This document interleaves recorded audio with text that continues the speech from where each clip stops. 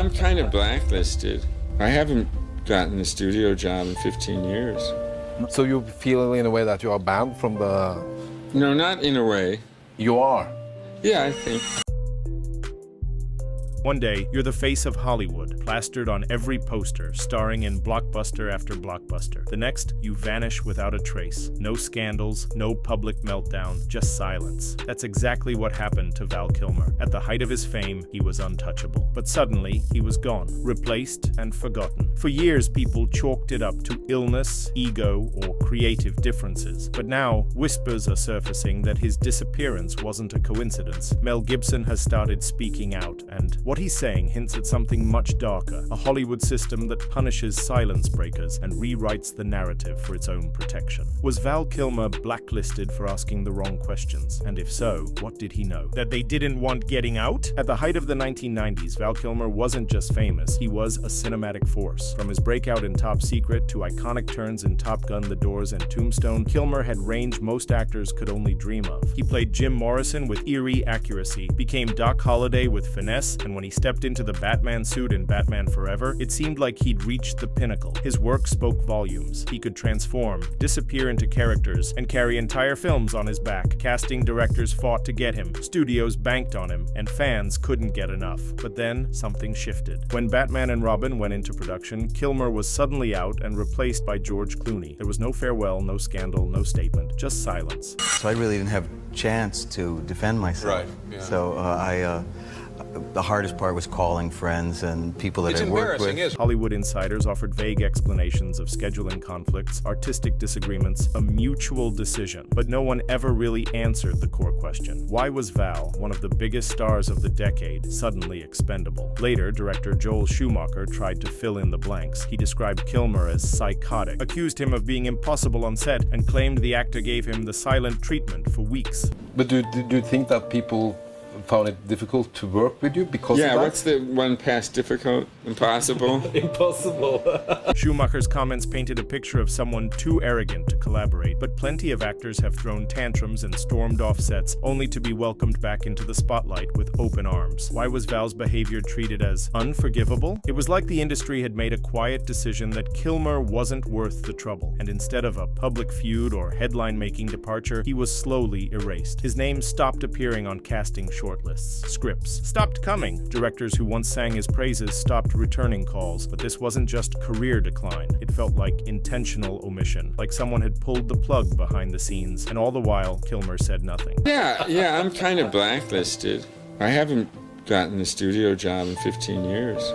So you feel in a way that you are banned from the... No, not in a way. You are? Yeah, I think. A vanishing act that raised more questions than answers. What happened to Val Kilmer wasn't just a cold shoulder, it was a calculated freeze-out. In Hollywood, you don't get erased for having a temper. You get erased for breaking unspoken rules. And according to Mel Gibson, that's exactly what Val did. He didn't play the game, he didn't flatter the power players or play the studio execs. He spoke up, questioned authority, and challenged decisions others stayed silent about. In an industry built on obedience and quiet complicity, Kilmer's refusal to bow made him dangerous. Mel has hinted at these hidden dynamics for years. According to him, Val wasn't blacklisted for being a difficult actor. He was blacklisted for refusing to sell out. In an interview, Kilmer once admitted he didn't understand the business side of Hollywood. He thought talent and passion were enough, but that's not how it works in an industry where networking often trumps merit. Outspoken about very specific things about the art, but it's a business. And I acted like it wasn't. Because you are an actor. I was a dumb actor. But I did complain quite a bit when I was younger. I didn't appreciate the business that afforded me the lifestyle that I very quickly enjoyed. Very quickly. I starred in my first movie.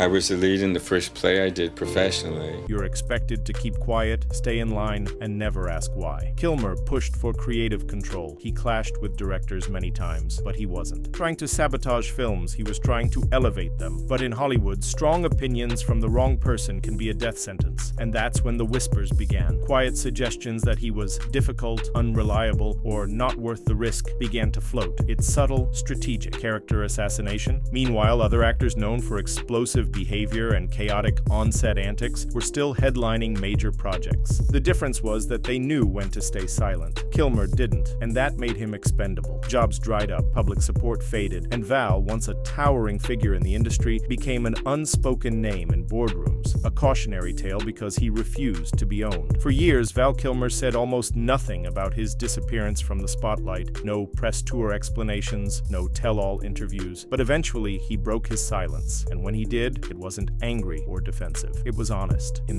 one interview, when asked if he thought he'd been pushed out of the industry, he didn't dodge the question. "I'm kind of blacklisted," he said with a half smile. "I haven't had a studio job in 15 years. There was no bitterness in his voice, just quiet acceptance. He admitted he used to complain too much. He said he didn't fully grasp how the business worked, that he thought it was about art, about performance, about passion. He believed in the work, and that should have been enough. But he now understood that Hollywood wasn't just a creative place. It was a machine. He even joked about having an evil twin who probably got him in trouble more than once. It was a way of owning his past without letting it define him. But what stood out wasn't just his self-awareness, it was how reflective he'd become. He didn't point fingers. He didn't blame the system or lash out at the people who'd abandoned him. He turned inward. "I had insecurities I projected onto the business," he confessed. "I didn't appreciate the lifestyle it gave me. Still, that didn't erase what had happened. Studios didn't forget. Even when he mellowed out, matured, and showed he'd evolved, the roles didn't return. The blacklist, silent and unofficial, was still in place, and despite his calm demeanor, there were subtle signs he hadn't moved on completely. You could hear it in the way he talked about being misunderstood, about wanting to make good work, but never getting the chance. Val Kilmer's disappearance from Hollywood didn't happen in isolation, and that's what makes his story even more unsettling. Around the same time his career began to fade, a string of other once powerful actors started to vanish too, almost. Like a coordinated retreat, Mel Gibson, Brendan Fraser, Wesley Snipes, each one saw their career momentum hit a wall, and each one, like Kilmer, had raised eyebrows, asked the wrong questions, or rubbed the wrong people the wrong way. Gibson, once one of the most bankable names in film, suddenly found himself self-financing his own projects just to get anything made. Wesley Snipes, a staple of the action genre and the face of the Blade franchise, was suddenly embroiled in a tax controversy that landed him behind bars. Brendan Fraser, beloved for his roles in films like The Mummy, all but vanished after going public about an incident of assault involving a powerful industry figure. The parallels were impossible to ignore. All of them had starred in major box office hits, and yet all of them experienced a rapid, unexplained downturn. Coincidence? Maybe, but the pattern suggested otherwise. Mel Gibson later reflected on that era, describing Hollywood as a place where the room goes silent when you enter. "There was a lot I couldn't understand," he admitted in an interview. "Things started to feel off." He described the industry as a tight-knit network that didn't respond well to disruption. If you asked too many questions or didn't play by the script, you were no longer welcome. And while mainstream media continued to push narratives about bad behavior, difficult personalities, or personal downfall, there was always something missing. In those explanations, the timing and the consistency, the way it kept happening to people who challenged the norm. It wasn't just about one actor's missteps. It was beginning to look like a pattern of exile, one where stepping out of line could cost you everything. By the time the calendar turned to 1999, Hollywood felt different, not just on the surface, but underneath. That year marked more than a turning point. It marked a shift in tone, a subtle darkness creeping into the industry's glossy exterior. And few events captured that unease more than the death of director Stanley Kubrick. Just days after completing his final cut of Eyes Wide Shut, a film drenched in symbolism, secrecy, and elite rituals, Kubrick died suddenly. The official cause was a heart attack, but the timing raised eyebrows. Then, 25 minutes of footage mysteriously disappeared from the theatrical release. To this day, no one knows what was cut or why. That's when conspiracy theories started to swirl. The film, with its masked orgies and ominous undertones, felt like more than fiction. Some believed it was Kubrick's attempt to expose something real, something buried deep within the entertainment elite, and his sudden death only added fuel to the fire. If he was silenced, who else might have been? Around that same time, Val Kilmer's trajectory took a nosedive. He went from A-list to barely visible, without warning or explanation, and the fact that his fall coincided with a period of increasing tension in Hollywood was too eerie to ignore. Then there was Kilmer's portrayal of Batman. Unlike the confident, flashy versions portrayed by others, his Batman was emotionally detached, haunted, and almost lifeless beneath the mask. In retrospect, it felt symbolic, like he was embodying a man forced to hide his truth, a man burdened with secrets too heavy to carry in the open. It was a message. Some fans believe Kilmer was trying to say something through his his roles that his version of Bruce Wayne, so disconnected and ghost-like, mirrored what he was feeling in real life. That he was wearing the mask not just for the character, but to shield himself from an industry he no longer trusted. As 1999 unfolded, so did the growing suspicion that Hollywood's golden surface was cracking. The deaths, the career implosions, the buried projects all seemed to signal a deeper rot within the system. Behind the scenes, Val was documenting everything: his life, his career, the moments no one else saw. Long before social media made oversharing the norm, Kilmer was quietly recording his own story. Decades of home videos, behind-the-scenes footage, and intimate personal reflections, all saved. It was as if he sensed that he might one day need a record of the raw truth. This massive personal archive would eventually become the foundation for Val, his 2021 documentary. This was a quiet act of resistance. Kilmer was reclaiming his voice. Every frame of Val feels haunted, not just by illness, but by the weight of being erased. There's one moment in particular that stood out. A crew member tells him to shut off his video camera. Kilmer pauses, then replies with chilling calm, "I will keep it on until we're in rehearsal." It wasn't defiance for the sake of ego, it was a declaration. He was going to keep recording no matter who wanted him to stop. That one line suggested he knew something was wrong long before the public ever noticed. That his fall from grace was the consequence of refusing to look away. And now, decades later, those tapes were evidence, proof that he didn't go quietly. The documentary also revealed how deeply personal his exile had become. You see him struggling, physically, but also emotionally. You hear the loss in his voice, the loneliness in his reflections. Yet there's a strange peace in the way he pieces his life together. Val wasn't about asking for sympathy. It was a warning, a glimpse into what it looks like when someone is slowly pushed to the margins and decides not to disappear quietly. As Val Kilmer's career drifted into silence, the whispers around Hollywood grew louder, but this time, they weren't just about him. A darker narrative was beginning to take shape. Stories that once lived only in conspiracy forums were starting to break through the surface. Names like Epstein, secret flights, black books, and hidden islands began creeping into the public consciousness. The entertainment industry suddenly felt more like a fortress with something to hide, and Kilmer's quiet departure lined up almost too neatly with the rise of these revelations. Around this time, a different kind of film began to struggle for. Daylight, Sound of Freedom, a movie based on the true story of a former federal agent exposing child trafficking rings. The script was written in 2015, filming wrapped by 2018. But then the project stalled because no one in the mainstream wanted to release it. The rights bounced from studio to studio until they landed with 20th Century Fox, right before Disney acquired the company. But then the film was locked away. For a film about saving children, that raised red flags. Why would a company built on family-friendly branding avoid a story with such a powerful message? And then came Mel Gibson. He wasn't just promoting the film, he was calling out the industry that buried it. Over the years, Gibson had gained a reputation for erratic behavior, but to many, he wasn't spiraling. He was revealing. He'd long spoken about predators being protected and about all the unspoken rules of Hollywood. His support for Sound of Freedom wasn't just professional, it felt personal. Like someone who'd been blacklisted for shining too much light in dark corners was now standing behind a film that dared to do the same. And in an unexpected twist, the movie exploded with success. But instead of applause, mainstream outlets attacked it. Rolling Stone, CNN, and The Guardian didn't just criticize the movie, they mocked its message, calling it conspiracy bait. Meanwhile, Val Kilmer remained silent, but his absence began to look less like retirement and more like exile. While others accepted the rules, Kilmer seemed to resist, and in a world where silence is gold, that resistance may have cost him everything. When Val Kilmer returned to the screen in Top Gun: Maverick, fans saw it as a long overdue redemption arc. But to those paying closer attention, the scene didn't feel like a return. It felt like a farewell. Kilmer's voice in the film wasn't his own. It was recreated through artificial intelligence, patched together from old audio. Behind the emotional reunion with Tom Cruise was a harsh reality. Val was no longer physically able to perform the way he once could. Every frame of that scene was a battle. His body frail, his energy depleted, and his pain masked behind camera angles and editing. But he showed up, because for him, it mattered. It was a way to say goodbye on his own terms. After Maverick, Kilmer disappeared again, but this time, it was different. Public appearances stopped altogether. Some assumed he was enjoying peace and privacy, but others began to worry. The silence felt heavy, like a man withdrawing from a world that had already turned its back on him. Then came April 1st, news broke that Val Kilmer had died. At first, many dismissed it as a tasteless April Fool's prank, but it wasn't. The official cause was pneumonia. But if you've followed the entertainment world long enough, you know that word shows up a little too. Often, it's the industry's catch-all for uncomfortable truths. People who died suddenly, quietly, and in ways that left more questions than answers. Kilmer's autopsy revealed complicated complications beyond just pneumonia, lingering infections, severe malnutrition, muscle deterioration. He had been in constant pain,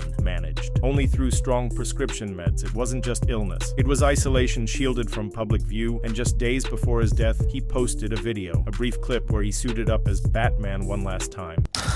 I have an animal for us. It's been a while. Oh, you look great. His voice was soft, his eyes distant. I have an animal for us, he said. It's been a while. At the time, it felt like a nostalgic gesture. Now it feels like a goodbye we didn't recognize until it was too late. Val Kilmer wasn't just an actor. He was a symbol of what happens when someone refuses to play by the rules in an industry built on silence. His story isn't just about fame lost or illness endured. It's about resistance, about a man who saw too much, spoke too honestly, and paid the price for not falling in line. His final years weren't just a retreat, they were a quiet rebellion. And now, with his passing, we're left with a question that echoes louder than ever. Was Val Kilmer erased for being difficult or for being right? If his silence was strategy, then maybe his story isn't over. It's just beginning to be understood. Let us know what you think in the comments. And if you thought this was chilling, wait until you see who else may have vanished under similar circumstances.